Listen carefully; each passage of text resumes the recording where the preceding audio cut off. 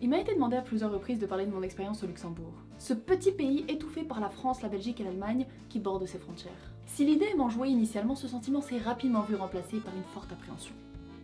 En effet, loin de moi l'envie de faire venir des personnes dans un lieu où les places de parking se font de plus en plus rares. Remarque, ces mêmes personnes pourraient avoir recours aux transports en commun, lesquels sont gratuits. Mais qu'est-ce qu'un Parisien sans son passe Navigo? Qu'est-ce qu'un Parisien sans ses rames de métro dont la douce odeur d'urine vient délicatement caresser les narines? Rime non intentionnelle et non contractuelle. Et puis, quelle idée de venir dans un pays où il n'y a rien à faire? En tant que banlieusarde aguerrie, je fais partie de ces privilégiés qui peuvent critiquer Paris et ses habitants, mais qui défendront corps et âme la ville lorsque des provinciaux tenteraient dans un abus de leur liberté d'expression de porter atteinte à celle-ci. Donc la question qui se pose, c'est un Parisien ou un banlieusard pourrait-il survivre au Luxembourg? C'est une étude menée par Mona Linenko. Bienvenue sur ma chaîne, mettez vos ceintures, attachez vos cheveux, let's go. On va commencer par quelque chose dont on a parlé, le métro. Est-ce qu'il y a un métro au Luxembourg? Non. Qui dit pas de métro, dit pas d'abonnement acheté, pas d'odeur d'urine, tu sais, vraiment dans un endroit clos comme ça, qui en plus macère un petit peu l'été sous la chaleur. C'est dégueulasse. Ça me dégoûte. Pas de ville suffisamment développée pour avoir un métro. Bon, le fait est qu'il n'y a pas de métro au Luxembourg, mais au moins on a quand même des moyens de transport en commun. Qui plus est, sont gratuits. Les Adobe. In this economy, tout centime, tout euro, toute économie est bonne à prendre.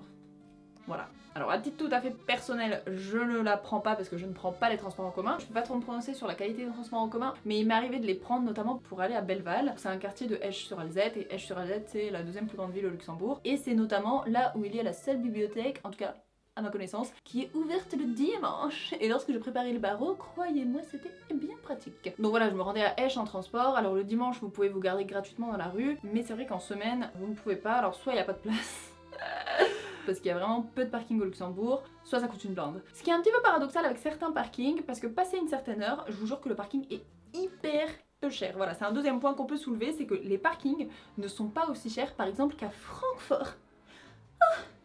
Je vous jure, la dernière fois j'ai voulu faire la maline, j'étais avec mon partenaire, on est parti juste au resto, et en repartant je me suis dit bah t'es quoi, voilà tu m'as invité au resto, je paye le parking. Boy, quand j'ai vu 18 euros, 18 euros. Voilà. Après j'ai payé, y a pas de souci. Y a pas de souci. Mais waouh, waouh. Moi j'ai cru que ça allait être, allez, 3-4 euros. 18. Bon après voilà, it's okay, you know. It's okay. Les parkings à Francfort sont super chers. Genre tu t'endettes parce que t'as juste voulu garer ta voiture dans un endroit safe. Alors qu'au Luxembourg, enfin après j'avoue que la journée je ne sais pas trop parce que je vais rarement utiliser un parking en ville en journée. Mais le soir, bon, ça vaut vraiment le coup de venir en ville en voiture parce que je vous jure que les parkings sont vraiment pas chers. D'ailleurs en parlant des parkings, il y a des places pour les femmes. Genre que pour les femmes.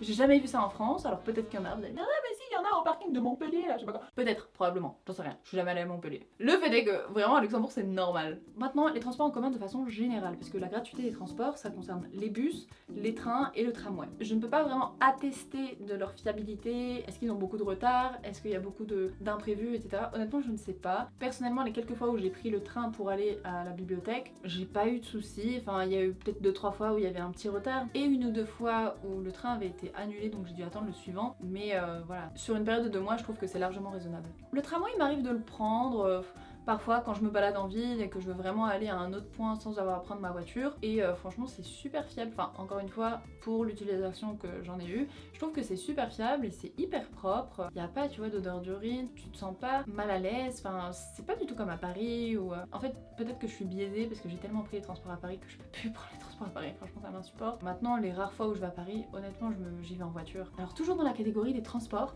on va parler des bouchons. En fonction de votre localisation, vous allez plus ou moins être épargné par les bouchons, mais vous ne serez jamais totalement épargné par les bouchons. Parce qu'en fait, aux heures de pointe, vous vous retrouvez avec les Français, les Belges et les Allemands qui veulent retourner chez eux, et c'est principalement sur les axes français qu'il y a le plus de bouchons. Il y a des heures juste à éviter. Franchement, les bouchons peuvent être très violents. J'ai l'impression que ça s'est un petit peu calmé, parce qu'il y a une période où sur l'axe justement Esch-Luxembourg, il y avait énormément de travaux, mais bon. Voilà. Je connais certaines personnes qui me disaient qu'elles passaient 4 heures dans la voiture, donc 2 heures pour venir le matin, 2 heures pour repartir le soir.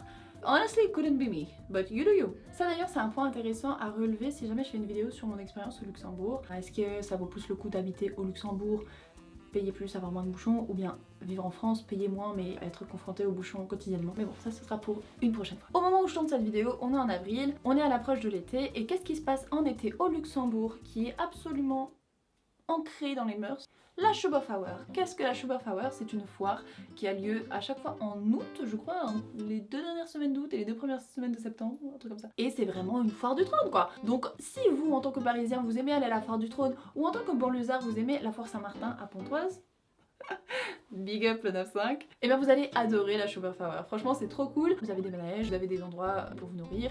Il y a évidemment une grande rue pour les plus romantiques. Surtout, il y a quelque chose que vous ne retrouverez pas à la foire du trône ou à la foire Saint-Martin, c'est cette ambiance allemande. Il y a vraiment des restos typiques. C'est vraiment ambiance allemande. Déjà, tous les plats, c'est des trucs hyper fat. Tu vois, des trucs panés, des trucs gras, des viandes mélangées avec des frites, en veux-tu, en voilà. De la bière à foison. Bon, personnellement, je déteste la bière. C'est limite un mini Oktoberfest. Je suis jamais allée chez Oktoberfest. Enfin, chez Oktoberfest. Je ne pense pas que j'y mettrai le moindre petit orteil parce que franchement, le vomi et tout, j'arrive pas. Franchement, je peux pas. Et en plus, j'aime pas la bière. C'est le festival de la bière. Why would I go there? Quoi qu'il en soit, la choube, c'est une vibe et c'est un truc qui anime vraiment l'été parce qu'on va pas se mentir, l'été au Luxembourg, il y a pas... Tu vois? Il y a pas non plus énormément de trucs à faire au Luxembourg en été. Maintenant, on va parler thunes. Le coût de la vie au Luxembourg est plus élevé qu'en France. Mais il est aussi plus élevé qu'à Paris. Ça, c'est une évidence. Alors avant, on pouvait s'en sortir un petit peu, on se disait ouais mais au moins je paye les séances à 1,20€. Mais même ça c'est plus d'actualité. La dernière fois que j'ai fait un plein, et j'ai même pas fait un plein, j'ai fait une moitié de plein parce que j'ai dit hey, this economy baby boy, I'm not putting that much money in a gas tank. 1,60. 1,60. Alors vous parisiens vous allez me dire mais 1,60 cousine, c'est une promotion. Fais ton plein. C'est peut-être une promotion pour les parisiens, c'est pas une promotion pour les luxembourgeois. Croyez-moi.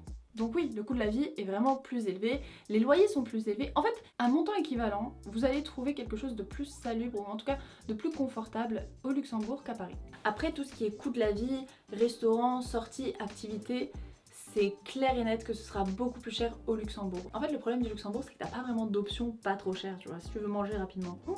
Va chez Cocotte, mets 25 balles dans un sandwich et reviens manger ton sandwich à 25 balles devant ton bureau parce que tu n'as pas le temps de prendre une véritable pause déjeuner.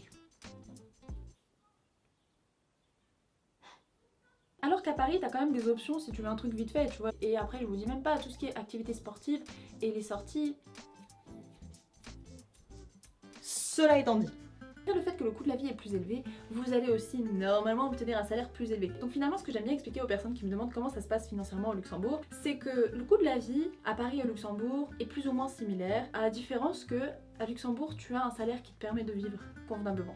Un autre point où les deux villes se rencontrent, c'est la météo.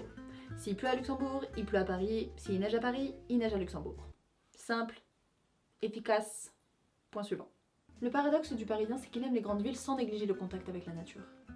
Au Luxembourg, vous trouverez toutes sortes d'espaces verts, notamment une cascade qui, à en écouter les Luxembourgeois, est aussi impressionnant que les chutes du Niagara, alors que la vérité, elle fait ma taille, sur un petit tabouret.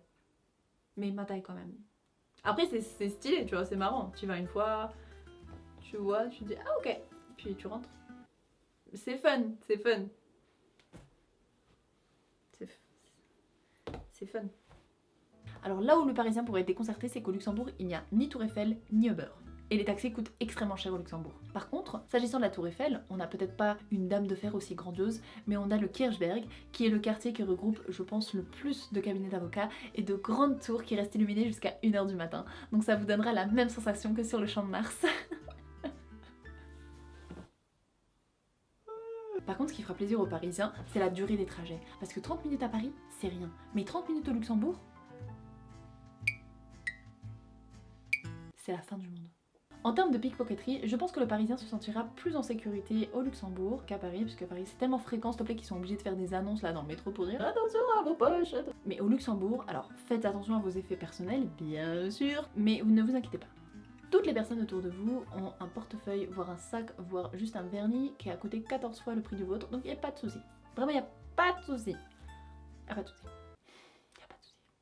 Et un autre élément qui devrait ravir la gente parisienne, c'est le coût des cigarettes et du vin. Parce que oui, les paquets de cigarettes sont aux alentours de 5 € le paquet. Avant de conclure, j'aimerais revenir sur un point qui ne me semble pas avoir été suffisamment développé, les parkings. Alors si le Parisien va se sentir comme à la maison au Luxembourg parce qu'il va avoir du mal à se garer, ce n'est cependant pas pour les mêmes raisons. En effet, à Paris, si tu arrives tard le soir ou tôt le matin, franchement tu trouves de la place. Je suis désolée, moi j'ai toujours trouvé de la place à chaque fois que je suis allée à Paris. Au Luxembourg, peu importe l'heure, en fait le problème c'est pas l'heure, le problème c'est qu'il n'y a pas de place déjà à la base. Il n'y a pas de place. Donc tu peux venir à l'heure que tu veux, il n'y a pas de place. Donc il faut que tu ailles dans des parkings. Après, comme je l'ai dit précédemment, les parkings ne sont pas excessivement chers, donc voilà, tu peux t'en sortir plutôt bien. Un autre point de concordance, c'est l'accès à la mer. Alors à Paris on a Deauville, à Luxembourg on a Ostende. Ou Esch-sur-Sûre, mais bon, c'est pas la mer quoi. Je pense que le point qui peut le plus créer de la discorde et surtout troubler le Parisien qui viendra au Luxembourg, c'est le monde de la nuit. Parce qu'effectivement, il n'y a pas autant de boîtes, il n'y a pas autant de bars, il n'y a pas autant d'activités nocturnes au Luxembourg. Néanmoins, je doute fort qu'un Parisien puisse se vanter d'avoir croisé un ministre en boîte. C'est tout ce que j'ai à dire. C'est tout ce que j'ai à dire. Ah oui, il y a un élément, je sais même pas pourquoi ça m'est pas venu plus tôt à l'esprit, l'ego surdimensionné entre Parisiens et Luxembourgeois. Ça va matcher. Parce que croyez-moi, tout le monde ici va impressionner tout le monde et leur grand-mère sur qui a la plus grosse montre, qui a eu le meilleur bonus, qui a la plus grosse voiture. Et c'est personnellement un combat que ma Toyota Yaris et moi avons décidé de ne pas entreprendre. Bon, j'aurais quand même tendance à dire que le Parisien pourrait survivre au Luxembourg. Maintenant, est-ce que je vais faire la promotion du pays pour qu'il y ait encore plus de gens qui viennent et donc encore moins de places de parking? Non. Donc je vais simplement modifier les résultats et dire que le Parisien ne survivrait pas dans un pays aussi exceptionnel que le Luxembourg. Donc restez chez vous. Merci. Bye. Bye bye. Et à bientôt pour de nouvelles enquêtes.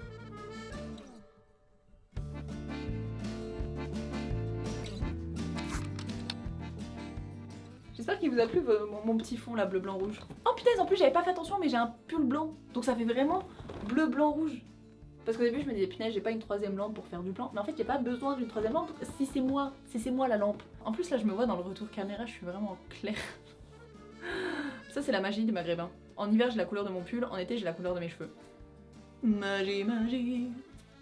Allez, ciao.